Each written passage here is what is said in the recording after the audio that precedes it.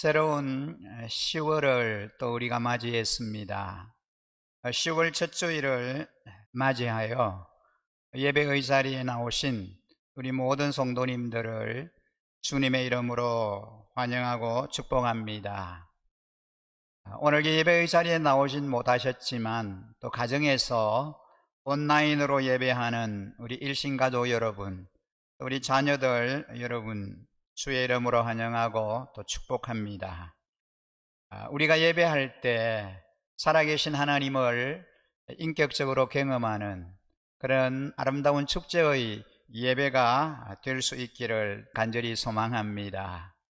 기대함과 또 사모함을 가지고 함께 주님 앞에 나아가시기 바랍니다. 알려드리는 말씀입니다.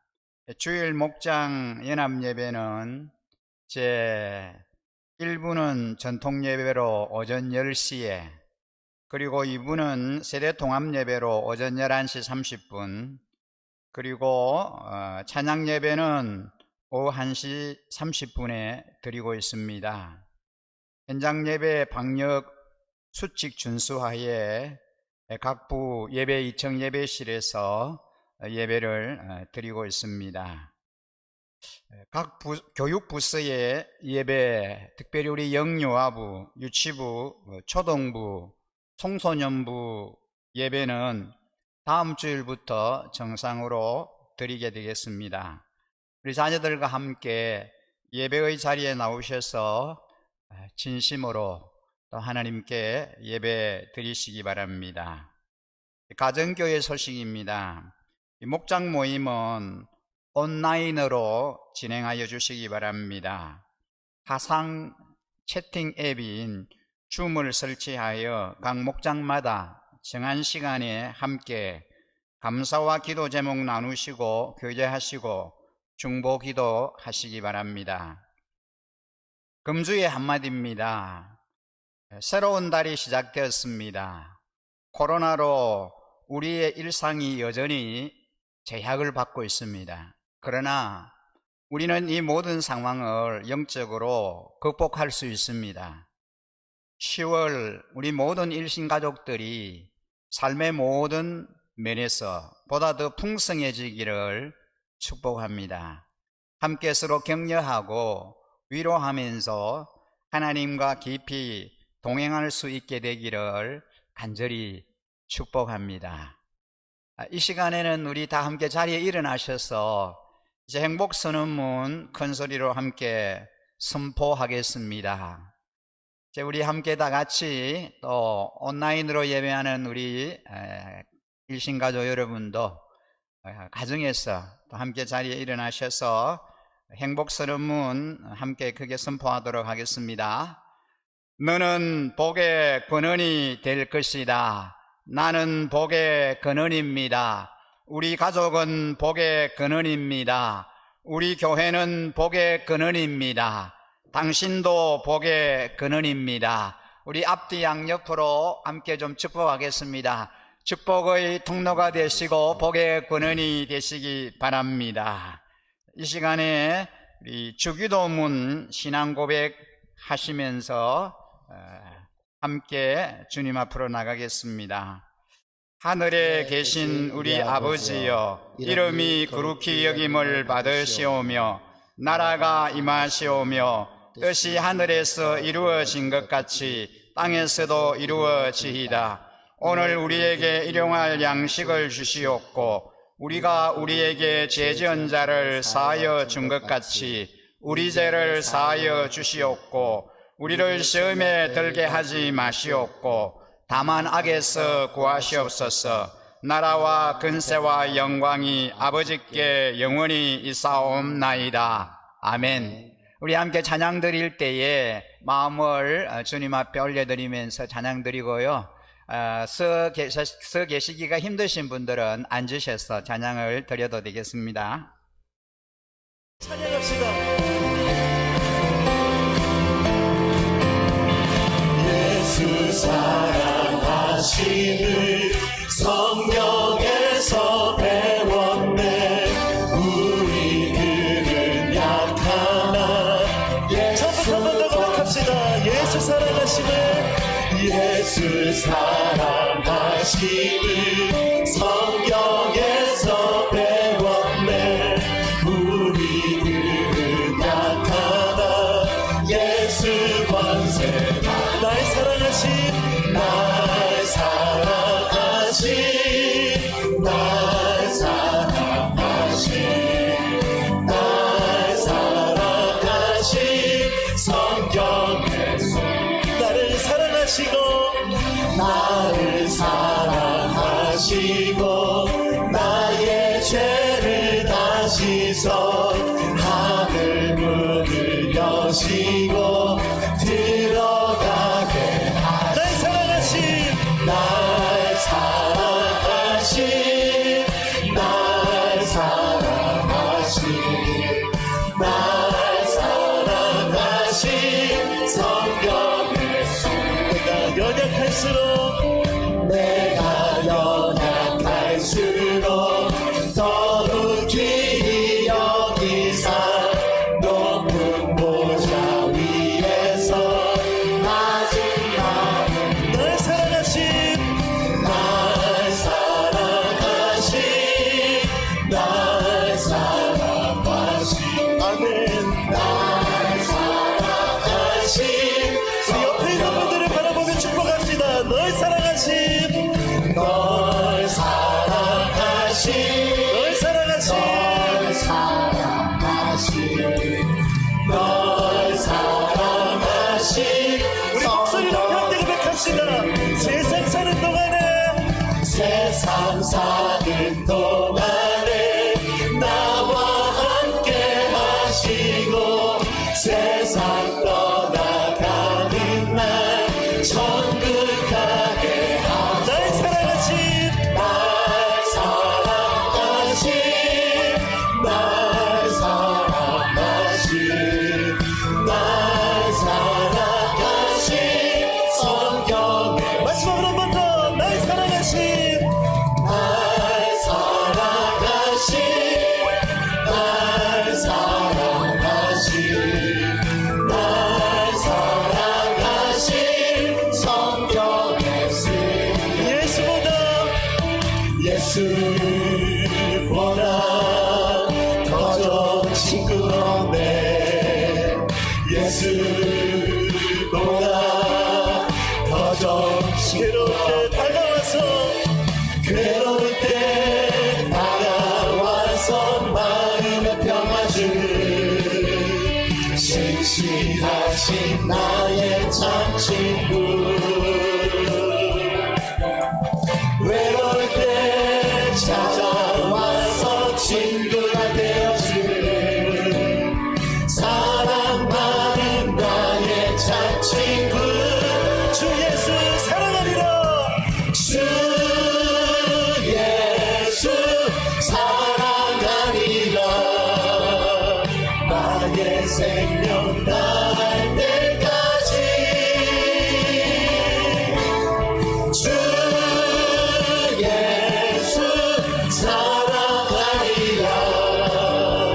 나의 생명 다할 때까지 예수 사랑 예수 사랑 참 좋은 예수 사랑 예수 사랑 참 좋은 예수 사랑. 때 다가와서 세상에서 제일 가는 그를 유혹해도 예수님만 사랑하겠네. 세상에서 제일 높은 영예를 준다 해도 예수님만 따라가겠네. 예수님만 따라가겠네. 주님께 고백합시다. 주 예수 사랑하리라. 주 예수 사랑하리라. 나의 생명 다할 때까지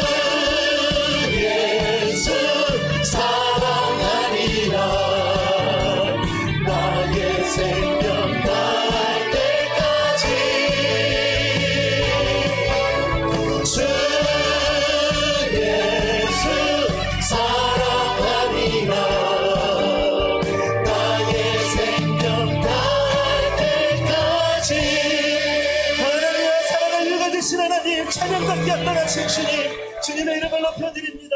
할렐루야.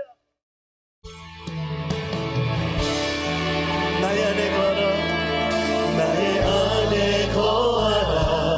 나는 내 하나님이 모든 환난 가운데 너를 지키는 자라. 두려워하지 말라, 내가 널 도와주리니. 놀라지 말라, 내 손 잡아주리니. 처음부터 다시 고백합시다. 나의 안에 거하라, 나의 안에 거하라. 나는 내 하나님이니 모든 환난 가운데 너를 지키는 자라. 두려워하지 마라, 내가 널 도와주리니. 놀라지 말라, 내 손 잡아주리라.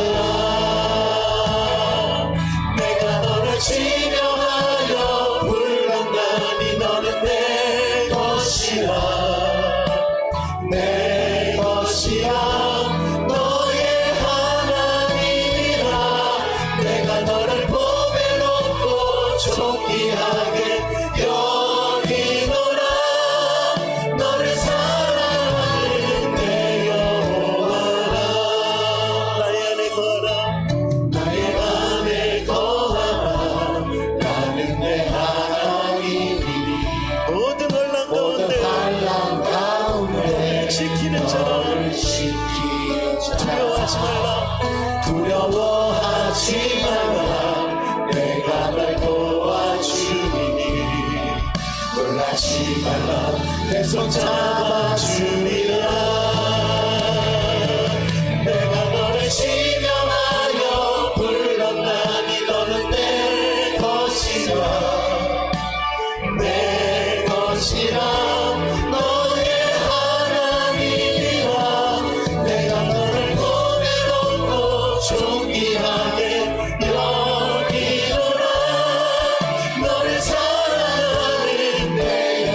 내가 너를 지명하여 불렀나니, 내가 너를 지명하여 불렀나니 너는 내 것이라. 내 것이라, 너의 하나님이라. 내가 너를 보배롭고 존귀하게 여기노라. 너를 사랑하는 내 영. 하나님 사랑의 눈으로, 하나님 사랑의 눈으로 너를 어릴 때나 바라보시고. 하나님 인자한 귀로서, 하나님 인자한 귀로서 언제나 너에게 기울이시니. 어둠의 밝은 빛을 비춰주시고, 밝은 빛을 비춰주시고. 너의 작은 신음에도 응답하시니. 너는 어느 곳에 있든지 주를 향하고 주만 바라보고. 하나님의 사랑을 사모하는 자.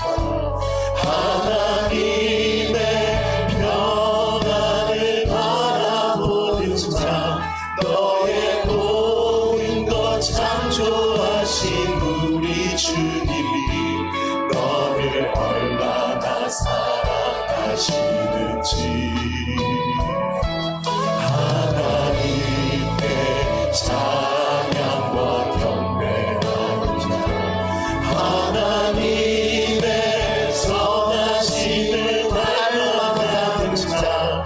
너의 모든 것 창조하신 우리 주님이 너를 자녀 삼으셨네.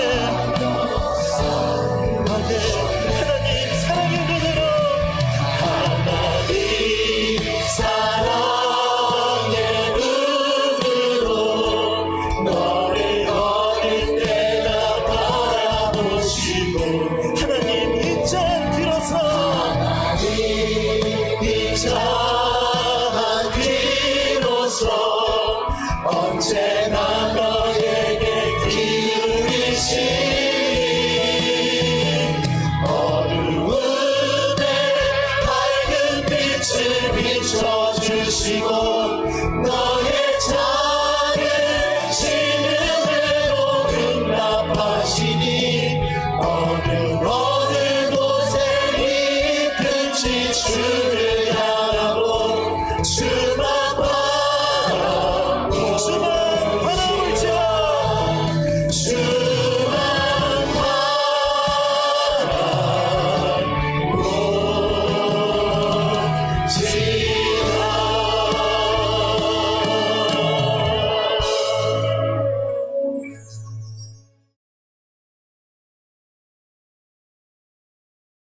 우리의 창조주 하나님 아버지, 가을이 성큼 다가온 것 같은 10월의 첫 주일, 주님 앞에 우리의 마음을 모아 나아가게 하심을 감사드립니다. 비록 우리 성도들이 다 함께 예배의 자리에 나와 예배드리지 못하지만 한 마음 한 뜻으로 주님 한 분만 바라보길 원합니다. 우리 마음의 중심을 들여 온전한 예배로 나아가는 시간 되기를 간절히 기도합니다. 끝이 보이지 않고 있는 코로나19로 불편함과 두려움 가운데 살아가면서 불평에 앞서 더 기도하지 않고 깨어있지 못했던 모습들을 회개합니다. 온 성도들이 한자리에 모여 예배할 수 없고 성도의 교제가 제한되는 요즘, 우리 일신교회 가족들이 함께 마주할 수는 없지만 서로 더욱 중보기도 하며 안부를 나누며 주님 안에 하나 되기를 간절히 소원합니다. 특별히 우리의 꿈나무들인 교육부서의 영유아부, 유치부, 초등부, 청소년부 예배가 멈추지 않고 믿음의 뿌리가 튼튼하게 내려질 수 있도록 부모된 저희가 가정예배에 더욱 힘써 자녀들과 예배의 기쁨을 함께 나누게 하여 주옵소서. 하루에 1시간 주님과 동행하는 운동을 통하여 주님과의 친밀함을 유지하게 하여 주시옵소서. 다음 주일부터 교육부서의 예배를 현장에서 드리게 됩니다.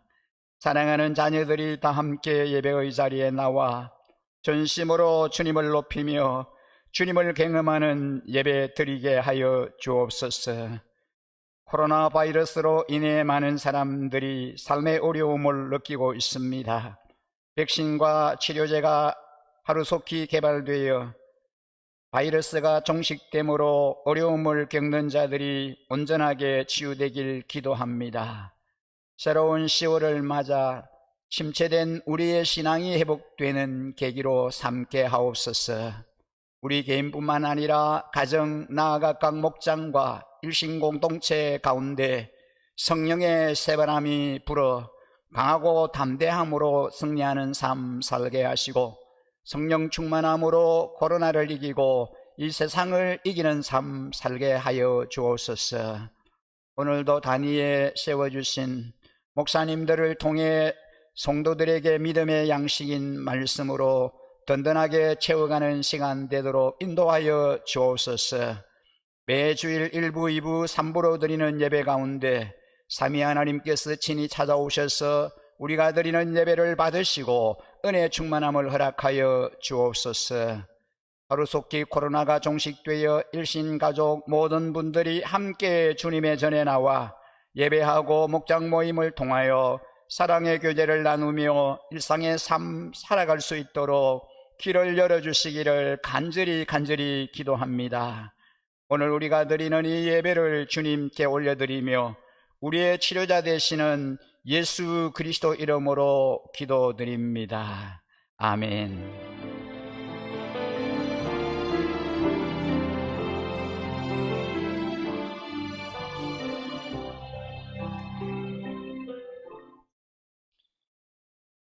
우리 하나님의 말씀을 함께 합독하겠습니다.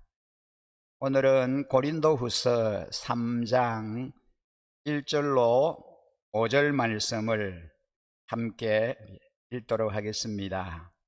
고린도후서 3장 1절에서 5절 말씀을 합독하겠습니다.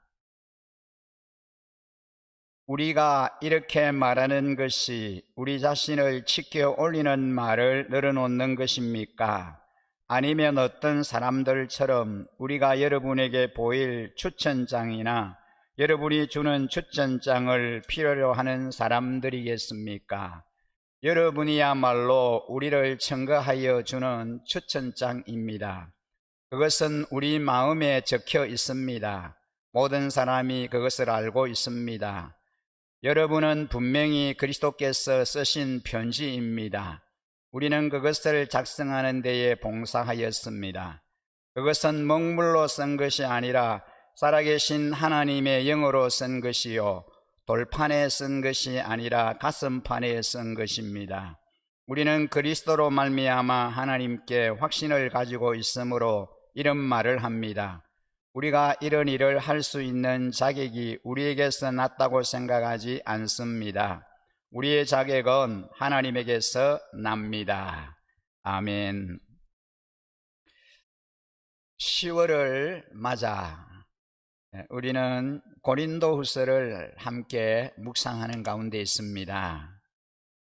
오늘은 우리가 함께 읽은 이 본문 말씀을 중심으로 성령 충만이 답이다 라는 주제로 말씀을 함께 나누고 싶습니다.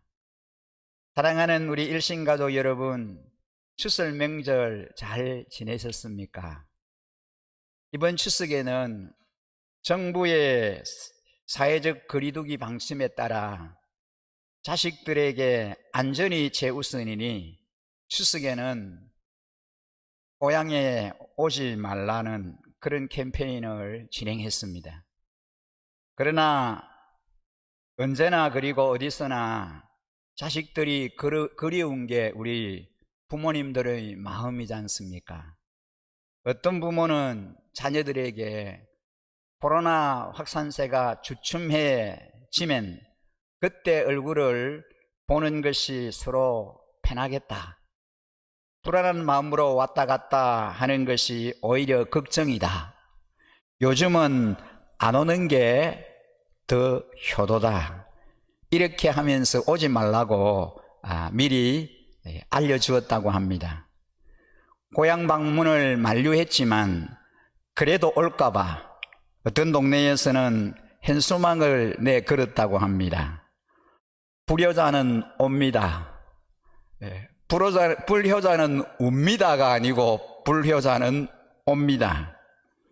고향 오면은 불효자가 되고 오지 않으면 효자라는 거지요. 이런 상황 속에서 여러분, 참 코로나가 만들어낸 웃지만 웃을 수 없는 슬픈 현실입니다. 이런 암울한 그런 상황 속에서 우리 일신가족들은 방역수칙을 준수하면서 또 부모님들과 가족들이 함께 모여 즐겁게 예배하는 그런 모습을 보면서 참 감동적이었습니다.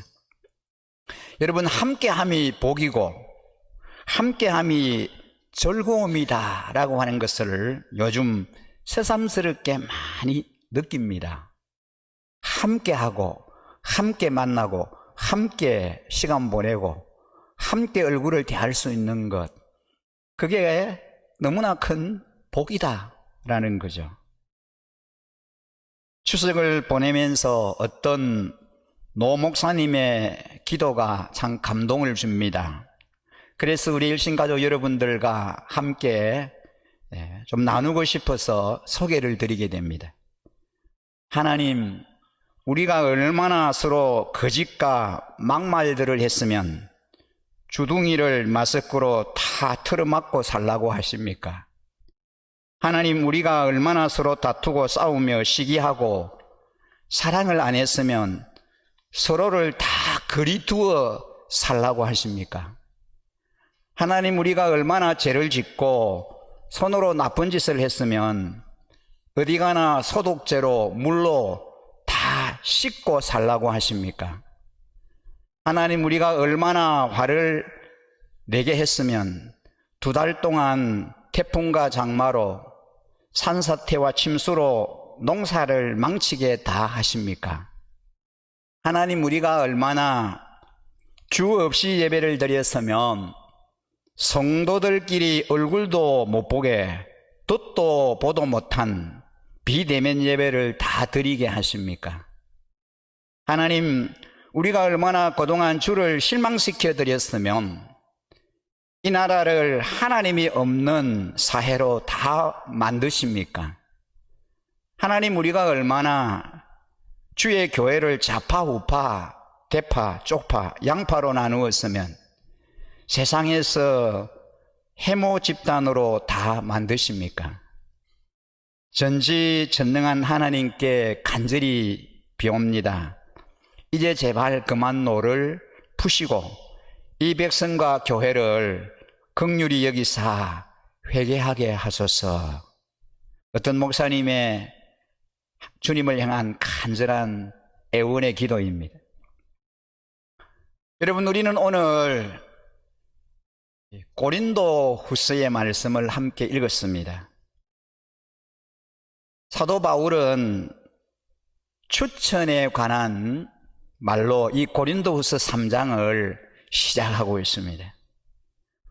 고린도 교회에는 사도 바울을 대적하는 사람이 있었는데 이 사람은 예루살렘으로부터 거창한 추천서를 가지고 고린도 교회에 왔던 자입니다. 바울은 고린도 후서 2장 17절에서 이들은 말씀을 팔아먹고 살아가는 장사꾼이다, 그렇게 부릅니다. 그리고 자신은 하나님이 보내신 일꾼이다, 그렇게 말합니다. 이렇게 말하면 바울을 대적하는 사람들은 사도 바울이 자신을 하나님이 보낸 일꾼이라고 말하는 것은 스스로 자신을 추천하는 것에 지나지 않는다라고 말할 수 있습니다. 이러한 비난을 염두에 두고 사는 사도 바울은 자신에게도 추천서가 있는데 이 추천서는 잉크나 먹으로 쓴 것이 아니라 바로 자신의 편지를 받는 수신인들인 고린도 교인들이라, 그렇게 말합니다. 여러분들이 바로 나의 추천장이고 추천서입니다 라는 거죠. 목사와 목자를 포함하여 예수님을 주님으로 영접한 사람들은 모두 주님의 사역자들입니다. 그런데 우리가 주님의 사역자인지 아닌지는 추천장이 아니라 사역의 열매로 증명됩니다. 누가 추천서를 써주고 추천장을 써주어서 내가 하나님의 사역자고 하나님의 일꾼이다 라고 하는 것이 증명되는 게 아니다라는 거죠. 그러면 참 하나님의 일꾼, 하나님의 사역자는 무엇으로 증명이 되느냐? 그것은 사역의 열매로 가능하다는 것입니다. 어떤 사역의 열매가 맺히느냐에 따라서 참 사역자이냐, 참 일꾼이냐, 거짓 일꾼이냐, 거짓 사역자냐라고 하는 것이 판명된다는 것입니다. 사역을 통해서 어떤 열매가 맺히는가를 보임을 통해 증명된다 하는 거죠. 참 지도자들은 판가름하는 것은 그가 지니고 있는 학위, 배경, 교세, 그런 걸로 판가름 나는 게 아니다라는 것입니다. 그가 모양하는 성도들이라는 거예요. 어떤 사람을 만들어내야 진정한 주의 종이라고 말할 수 있을까요? 성김과 사역을 통해서 어떤 성도들을 키워내야 진정한 사역자라고 말할 수 있을까요? 주의 종이라면 사역의 목표가 예수님을 닮으라고 우리를 불러주셨습니다. 사역의 목표가 예수님 닮게 하는 거라는 거죠. 그렇다면 예수님을 닮았는지 어떻게 알 수 있을까요? 예수님의 삶을 특징 짓는 두 가지가 있습니다. 여러 가지가 있지만 예수님의 삶에 특별하게 나타나는 두 가지의 주님의 삶의 모습이 있는데 그것은 순종과 섬김입니다. 주님의 삶이 순종하는 삶이었고 섬김의 삶이었습니다. 그러므로 예수님을 닮으면 닮을수록 더 하나님의 명령에 순종하는 사람이 되고 점점 더 이웃을 섬기는 사람이 된다는 거예요. 우리의 사역의 성공 여부를 잘못된 기준에 의하여 판단할 때가 참 많습니다. 여러분, 목회자인 경우에는 교인 숫자가 많아지면 성공한 목회자로 인정해 줍니다. 요즘 세상에는 그러잖아요. 교회가 부흥하고 교회가 크고 성장하면 그 목사님 성공한 목사님이다, 그렇게 인정해 줍니다. 그러나 참된 성공의 여부는 교인 숫자가 얼마냐 그것이 아니라 어떤 성도들이 만들어지고 있느냐, 그 교회에서 어떤 성도들이 만들어지고 있느냐, 그게 목회의 성공의 여부의 키라는 거예요. 교회에 모이는 사람들이 많고 성경 공부가 활발하고 찬양이 뜨겁고 방언, 예언, 신유의 은사가 풍성하게 나타난다고 하더라도 교인들이 예수님처럼 섬김의 삶을 살지 않으면 그 목회는 성공한 것이다 라고 볼 수 없습니다. 교인들이 목회자의 추천서이기 때문입니다. 여러분, 우리 교회 성도들인 여러분들이 저의 목회의 추천서가 된다는 거예요. 그래서 사도 바울은 여러분이 바로 나의 자랑이요, 칭찬이요, 나의 멸류관입니다, 그렇게 고백을 합니다. 목자도 마찬가지입니다. 목장을 통하여 예수 영접하는 사람이 많고, 그래서 분가를 많이 했다 하더라도 목장 식구들이 섬김의 모습을 보여주지 않고 섬겨주기만 바라는 어린이로 남아있으면 그 목자의 사역은, 그 목장의 사역은 성공한 거다, 그렇게 말할 수 없습니다.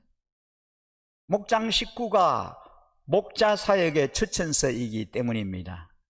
그래서 목자로, 목녀로, 목부로 섬기시는 분들이, 우리 목원 가족들이 주님을 닮고 주님의 말씀에 순종하는 그러한 삶을 살아가도록 그렇게 잘 케어하고 돌아봐야 된다는 겁니다. 여러분, 부모도 마찬가지입니다. 자녀들이 좋은 대학 입학하고 좋은 직장 얻고 좋은 상대 만나서 결혼하여 잘 살면 자녀를 잘 키운 부모로 인정받을 것이라고 생각을 하지만 아닙니다. 적어도 우리 영적인 관점으로 볼 때는 그게 다가 아니에요. 자녀를 진정 잘 키웠다고 인정받으려면 자녀들이 얼마나 예수님처럼 순종하는 삶, 섬기는 삶을 살고 있는지를 봐야 합니다. 우리 성경적인 신약교회, 이 가정교회를 처음 시작한 그 미국 휴스턴의 서울교회 담임하셨던 최영기 목사님이 섬겼던 교회 한 교회 그 성도님의 아들에 관한 이야기예요. 이 아들은 미국의 하버드 대학을 졸업을 하고 다른 명문 대학에서 반도체 공학 과정을 마쳤습니다. 그러니까 최고의 실력가이고 엘리트이죠. 이러한 화려한 경력이고 실력이면은 얼마든지 돈 많이 주는 직장, 그리고 출세하고 성공할 수 있는 그런 직장을 찾아서 갈 수 있었음에도 불구하고 국제자선기관에 직장을 잡아 아프리카에 살면서 그 기관의 기금 운영을 맡아서 일을 하고 있다고 합니다. 여러분, 이 부모들은 아들을 잘 키웠다고 말할 수 있습니까? 아니면은 아들을 잘 못 키운 겁니까? 이 부모들은 아들을 잘 키운 거예요. 그의 삶 가운데 하나님에 대한 순종과 이웃에 대한 섬김이 보이기 때문입니다. 자녀가 엘리트 가정을 거쳐 이기적인 부류의 사람이 되었다면 세상에서는 자녀 교육에 성공했다고 말할지 모릅니다.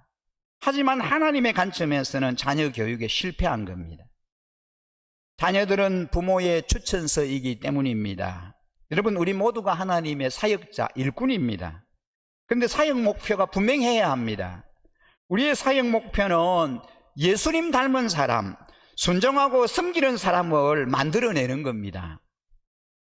사랑하는 목자, 목녀, 목부님 여러분, 우리 일신가족 여러분, 여러분의 사역의 목적이, 섬김의 목적이 무엇입니까? 왜 일하고, 왜 섬기고, 왜 봉사합니까?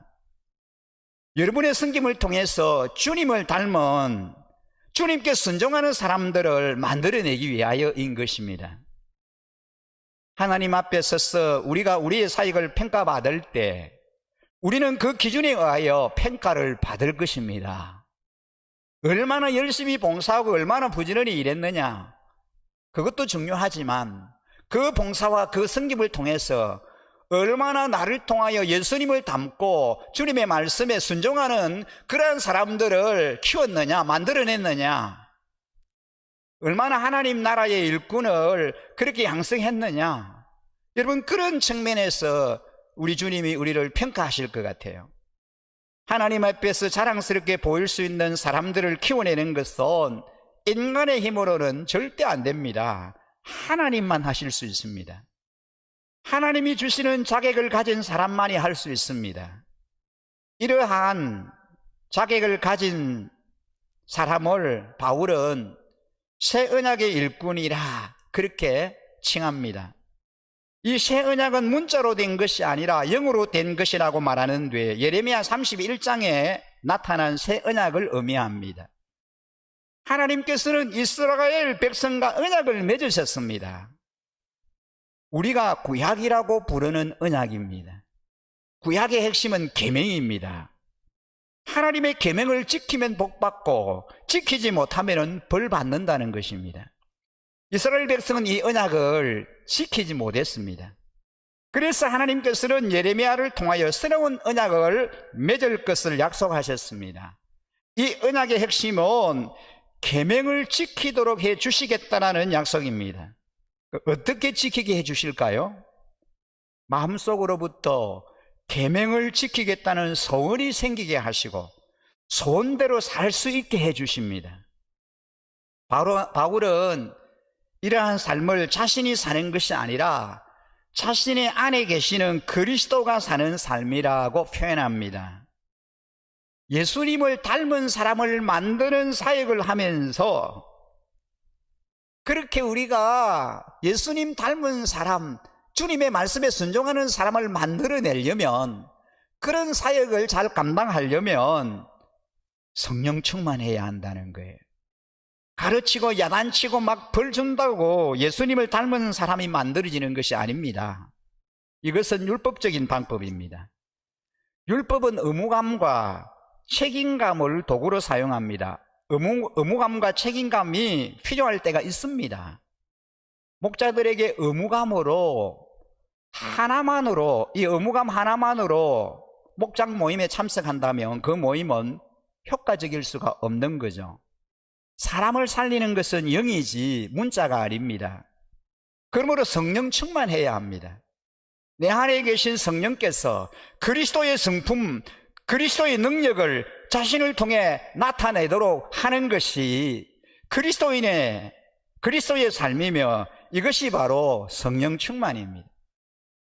성령 충만할 때 비로소 그리스도를 닮은 사람을 만들어내는 열매를 맺을 수 있습니다. 인간의 힘으로는 절대 못 맺습니다. 그렇다면 어떻게 우리가 성령 충만할까요? 어떻게 하면 성령 충만할 수 있습니까? 여러분, 성령 충만은 특별한 사람만이 받는 거 아닙니다.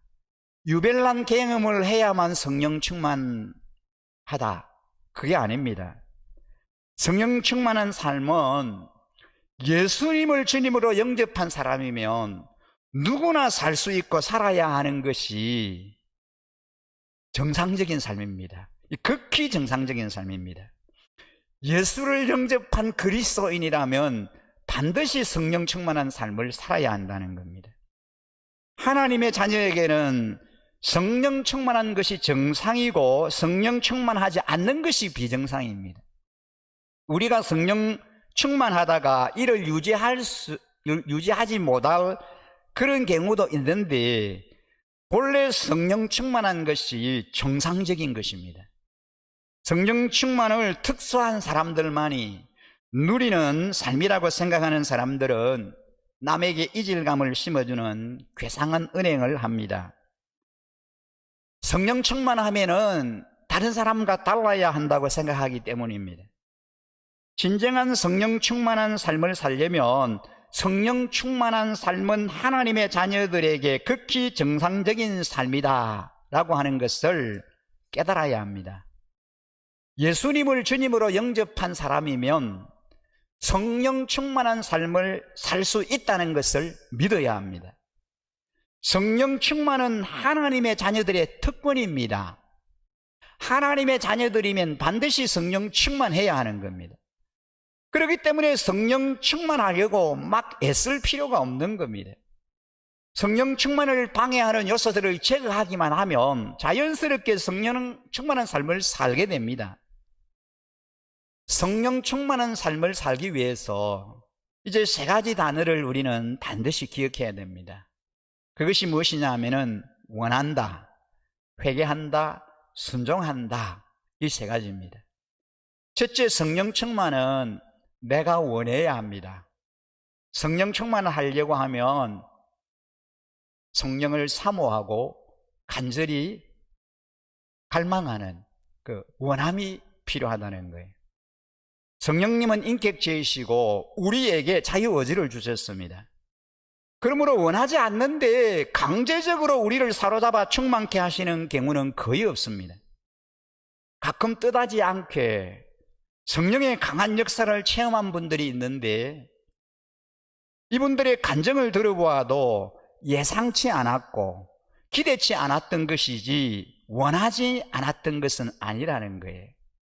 마음속 깊이 성령님에 대한 갈구가 있었고 이 갈구에 응하여 성령님이 임하셨다는 것입니다. 그러므로 성령 충만하려면 성령 충만을 원하고 사모해야 합니다. 성령 충만을 원한다는 것은 자발적으로 성령님이 내 삶을 지배하도록 맡긴다는 것이에요. 예수님을 주님으로 영접하면서도 성령 충만한 삶을 살지 못하는 사람들은 길을 가는데 길에 익숙한 사람을 옆 좌석에 태우고 자기가 잘 모르는 길을 운전해 가다가 길을 잃어버린 사람과 같습니다. 한참 헤매다가 도저히 길을 못 찾겠다 싶으면 그 옆 좌석에 앉아 있는 사람에게 길을 물어보는데 처음부터 길을 잘 아는 사람에게 운전대를 맡겼으면 헤매지 않고 목적지에 도달할 수 있었을 것입니다. 여러분, 성령 충만하다는 것은 성령님에게 인생의 운전대를 맡기는 것입니다. 내가 운전대를 잡고 운행해 가는 것이 아니고 성령 하나님에게 그 운전대를 맡기는 것입니다. 그 성령님께서 운행해 가시도록 전적으로 다 일임하는 겁니다. 사랑하는 일신가족 여러분, 성령 하나님은 절대로 강제로 운전대를 빼앗지 않습니다. 그러므로 성령 충만하려면 자원하여 성령님에게 인생의 운전대를 맡기셔야 합니다. 여러분은 여러분의 인생의 핸들을 성령 하나님에게 온전히 맡기셨습니까? 아니면은 여러분이 그 핸들을 꽉 붙들고 힘들게 어렵게 그 운행을 해 가시는 그런 가운데 계십니까? 반드시 성령 하나님에게 내 인생의 핸들을 전적으로 맡기시고 그 성령 하나님에게 의존해야 합니다. 두 번째는 성령 충만하기 위해서는 반드시 회개를 해야 합니다. 성령님이 역사하시려면 하나님과 자신의 사이를 가로막는 죄를 제거해야 합니다. 이사야는 죄가 우리와 하나님 사이를 단절시켰다라고 말합니다. 우리가 성령 충만을 받기 위해서는 주님이 기억나게 하시는 죄를 회개해야 합니다. 기억나는 죄를 하나씩 하나씩 다 회개해야 합니다. 성경에 어긋나는 것을 자신이 알면서도 행하고 있는 것, 마음이 찜찜한데 계속 행하고 있는 죄를 낱낱이 주님 앞에 고백해야 합니다. 그리고 다시 이러한 죄를 짓지 않기로 하나님 앞에 약속하셔야 합니다. 이렇게 할 때 자신과 하나님의 사이가 개통됩니다.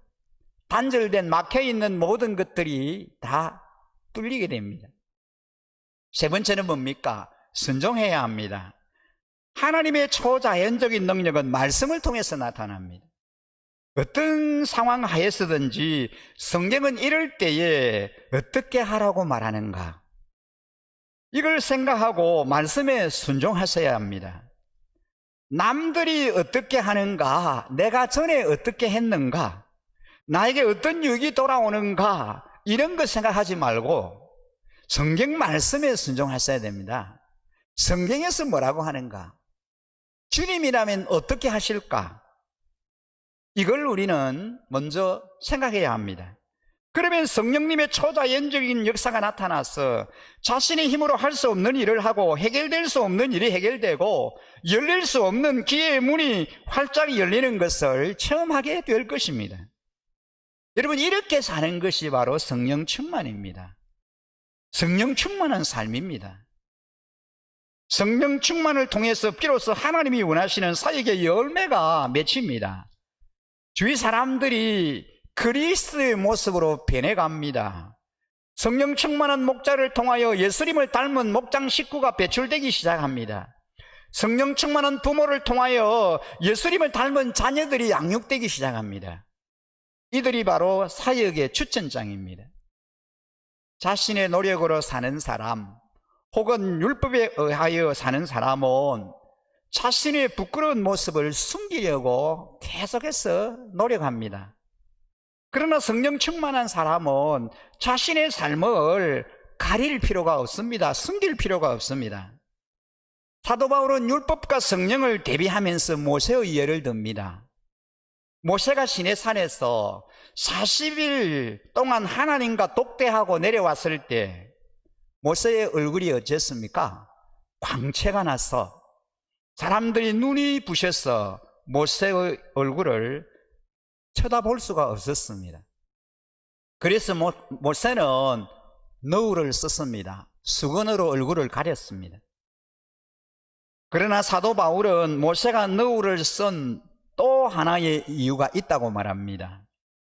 광채가 나던 얼굴에서 영광이 점점 사라지는 것을 백성들이 보지 못하도록 하기 위해서 얼굴을 가렸다는 겁니다.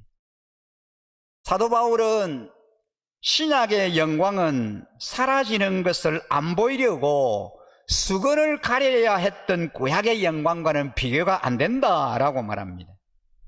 신약과 구약의 영광은 비교가 안 됩니다. 율법에 매여 사는 사람들에게는 담대함이 없습니다. 자신의 삶이 온전치 못한 것을 알기 때문에 어두운 부분, 온전치 못한 부분을 자꾸 숨기려고 합니다. 그러나 남 앞에서 솔직하거나 투명할 수가 없습니다. 이중적인 삶을 살게 되는 거죠. 그런데 성령 충만한 삶을 살 때는 이러한 이중성이 다 사라집니다. 성령님께 의지할 때 하나님이 원하시는 삶을 살게 해 주시리라는 확신이 있기 때문입니다. 이러한 투명한 삶을 살 때 예수님을 점점 닮아가게 됩니다. 사도 바울은 이러한 사실을 주의 영광을 볼 때 그리스도를 점점 닮아간다라고 표현합니다. 주의 영광이란 주님의 인품과 삶을 의미합니다. 주님을 바라본다는 것은 주님께 시선을 고정시키고 산다는 의미입니다. 주님 앞에서 투명한 삶을 살며 그와 더불어 생활할 때 성령님께서 우리를 주님의 모습으로 점점 변화시켜 주십니다. 의지력으로는 주님을 닮을 수 없습니다. 여러분, 우리가 노력한다고, 우리가 결단하고 맹세한다고 주님 닮아갈 수 없습니다. 나의 힘으로는 불가능합니다. 주님처럼 사랑하고 주님처럼 온유하고 주님처럼 겸손하겠다고 노력한다고 되는 것이 아닙니다. 예수님을 닮도록 하는 것은 성령님의 사역입니다. 성령님이 하시는 일이에요. 그러므로 오직 우리가 성령 충만해야 합니다. 성령 충만한 삶 살 때 성령님이 우리를 그렇게 변화시켜 주시는 거예요. 주님 닮도록 해주시고 주님을 바라보며 살게 해주시고 주님처럼 살아갈 수 있게 해주신다는 것입니다. 왜 우리가 성령 충만해야 합니까? 왜 성령의 온전한 지배와 통치 안에 들어가야 합니까? 예수님 닮고 순종하는 삶 살아내기 위해서입니다. 성령 충만을 소원하고 하나님과 사이를 가로막는 죄를 즉시 회개하고 말씀에 절대 순종하는 삶을 살 때 우리는 의식하지 못하는 가운데 예수님의 모습으로 변화되기 시작합니다. 우리 주위에는 가짜 성령 충만이 있습니다. 감정적으로 붕하고 뜨는 것을 성령 충만이라고 생각하는 사람들이 있습니다. 성령 충만할 때 강렬한 감정적인 뜨거움을 맛볼 수 있습니다. 그러나 감정적으로 뜨거움 자체가 성령 충만은 아닙니다. 성령 충만할 때 신비한 능력이 나올 수 있습니다. 그러나 신비한 능력이 나타나는 것 자체가 성령 충만하고 이웃을 더 섬기는 사람으로 변화시키지 못합니다. 예수님의 삶을 닮아가고 영광스러운 모습으로 우리를 변화시켜 나가야 합니다. 이것이 진정한 성령 충만의 선거입니다. 오늘 우리는 성령 충만이 답이다라는 말씀을 함께 나누었습니다. 주 안에서 사랑하는 우리 일신가족 여러분, 우리는 항상 성령 충만한 삶을 살아가야 합니다. 그러기 위해서 어떻게 해야 합니까?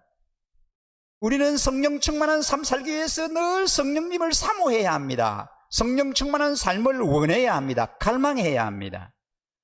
그리고 항상 회개하는 삶 살아야 합니다. 내 안에 원하지 않는 죄가 있을 때, 생각나는 죄가 있을 때 즉시 회개해야 합니다.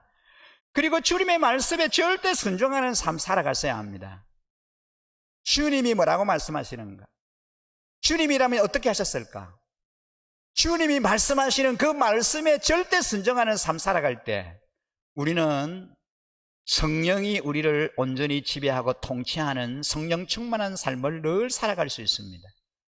성령 충만한 삶 살아내심으로 저와 여러분을 통해서 우리의 자녀들이, 우리의 섬김을 받는 우리의 모든 지체들이, 우리의 가족들이, 우리의 목원들이 예수님 닮고 철저하게 주님의 말씀에 순종하는 그런 아름다운 하나님의 사람들을 양육하고 만들어내는 그런 사역자, 그런 일꾼들이 되셔서 하나님의 나라를 아름답게 유산으로 그렇게 이어가는 그런 놀라운 은혜와 축복이 우리 공동체 안에, 우리의 삶의 영역 안에 충만하게 임하게 되시기를 주님의 이름으로 간절히 축원합니다. 오늘 주신 말씀을 간직하면서 함께 찬양하고 싶습니다. 성령이 오셨네. 허무한 시절 지날 때, 깊은 한숨 내쉴 때 그런 풍경 보시며 하는 분이 있네. 고와 같이 너희를 버려두지 않으리. 내가 너희와 영원히 함께하리라. 성령이 오셨네. 성령이 오셨네. 내 주에 보내신 성령이 오셨네. 우리 인생 가운데 친히 찾아오셔서 그 나라 꿈꾸게 하시네. 이 찬양을 우리의 믿음의 고백으로 드리시면서 준비하신 예물 하나님께 올려드리겠습니다. 허무한 시절 지날 때, 허무한 시절 지날 때, 깊은 한숨 내쉴 때, 그런 풍경 보시며 단식하는 분인데, 고와 같이 너희를 버려두지 않으리. 내가 너희와 영원히. 우리 다시 한번 고백합니다. 허무한 시절 지날 때, 허무한 시절 지날 때, 깊은 한숨 내쉴 때, 그런 풍경 보시며 단식하는 분인데, 고와 같이 너희를 버려두지 않으니 내가 너희와 영원히 함께하리라. 성령이 오셨네. 성령이 오셨네.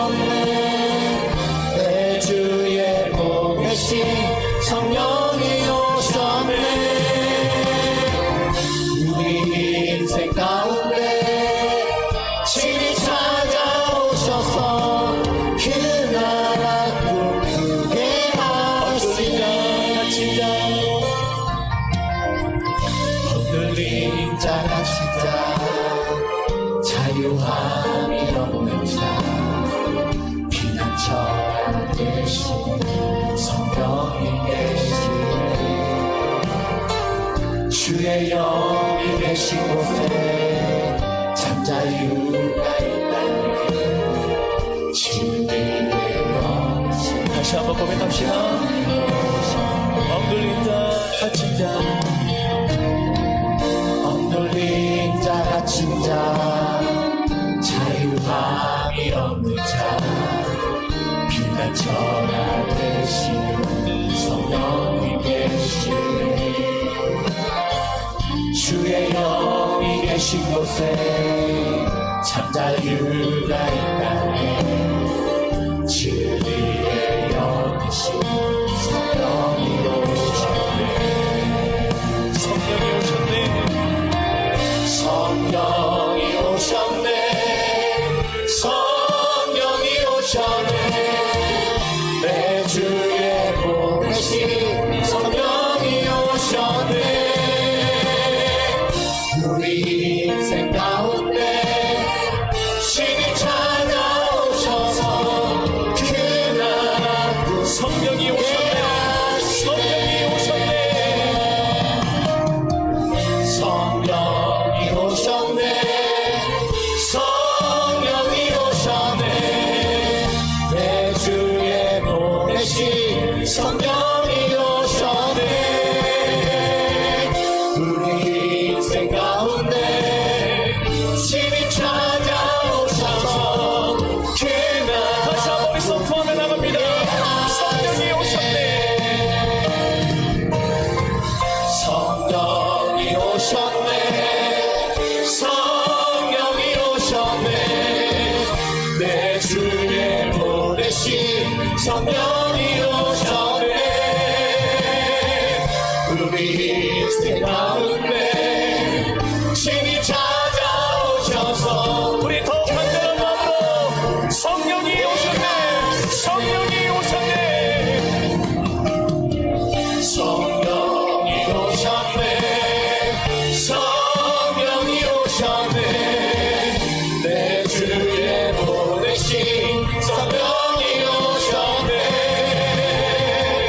우리 인생 가운데 신이 찾아오셔서 그 나라 주의 인자가 주의 인자가 생명보다 나음으로 내 입술이 여호와를 찬양하리 내 평생에 주를 찬양하며 주의 이름으로 여호와는 나의 빛이요 여호와는 나의 빛이요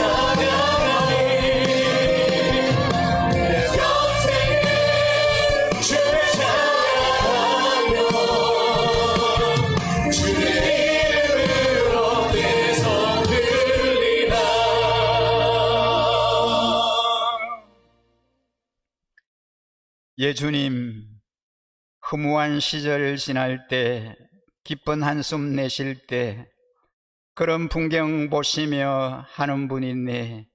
그와 같이 너희를 버려두지 않으리. 내가 너희와 영원히 함께하리라. 성령이 오셨네. 성령이 오셨네. 내 주에 보내신 성령이 오셨네. 우리 인생 가운데 친히 찾아오셔서 그 나라 꿈꾸게 하시네. 성령의 충만함으로 늘 주님이 원하시는 삶 살아내는 저희들이 되게 하여 주시옵소서. 늘 성령의 지배와 통치 안에 늘 거하게 하여 주시옵소서. 성령이 말씀하시는 대로 순종하며 복종하는 삶 살아내게 하여 주시옵소서.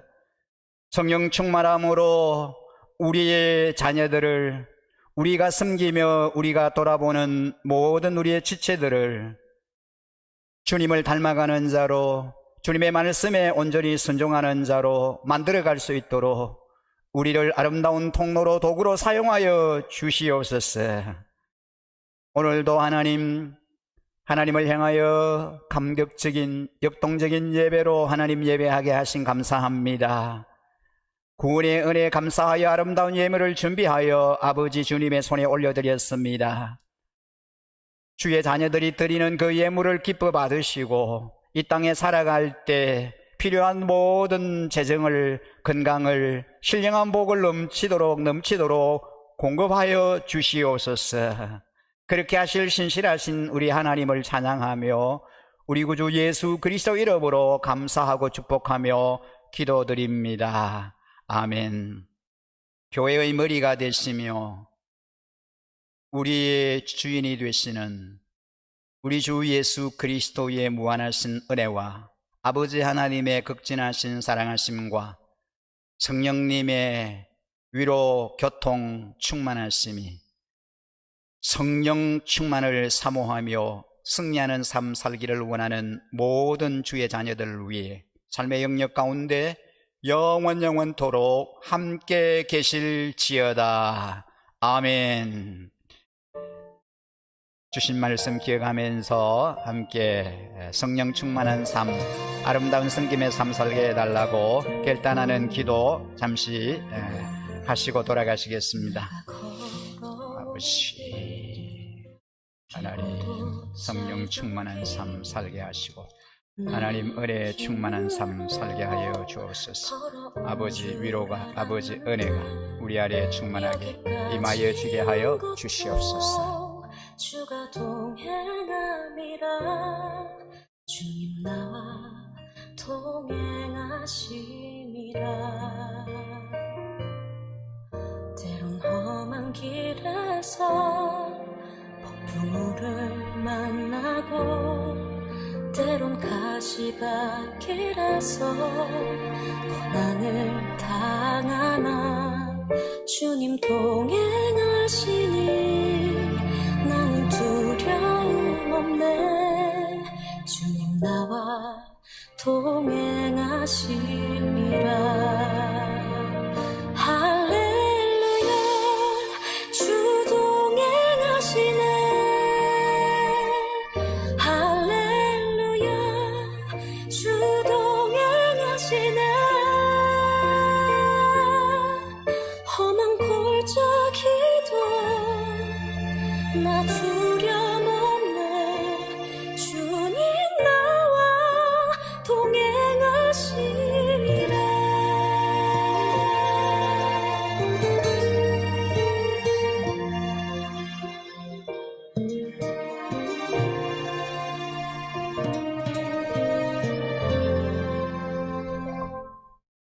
때론 험한 길에서 폭풍우를 만나고 때론 가시밭길에서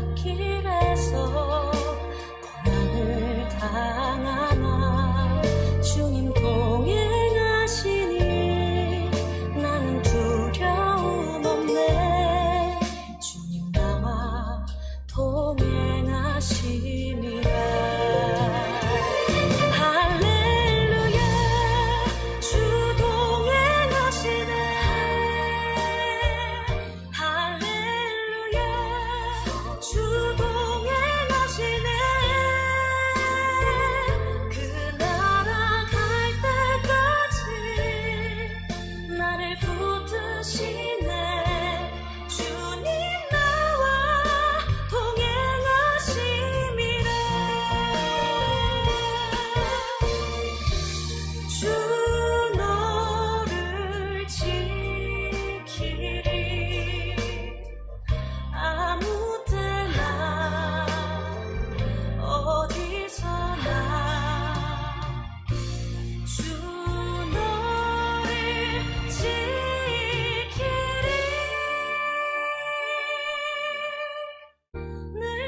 외쳐